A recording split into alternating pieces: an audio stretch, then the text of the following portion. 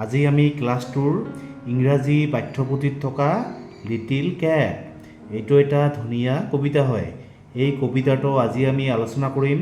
তোমালোকে ভিডিঅ'টো মন দি শুনিবা। কিতাপৰ পেজ নম্বৰ হৈছে কিমান 24। প্ৰথমে আমি এইখন এবাৰ পঢ়িম, তাৰপিছত আমি ইয়াৰ অসমীয়া অৰ্থ জানিম। কি কৈছে? Little Kate, little Kate, little Kate, as you sat on a mat, did you dream of a mouse or a big rat in our house?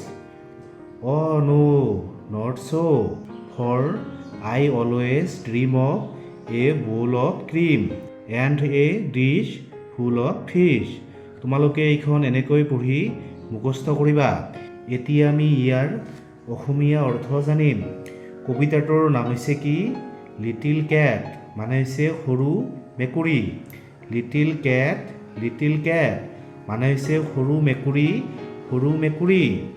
As you set, set মানে হৈছে বহিছিলা, মানে তুমি বহিছিলা। অন দ্য মেট, মেট মানে হৈছে কি? ঢাৰি বা পাঠি, তুমি পাঠি বা ঢাৰিৰ ওপৰত বহিছিলা। ডিড ইউ ড্ৰিম, ড্ৰিম মানে হৈছে সপোন দেখা, মানে তুমি সপোন দেখিছিলা নেকি? অব এ মাউচ, মাউচ মানে হৈছে কি? নিগনি, এটা নিগনিৰ সপোন দেখিছিলা নেকি?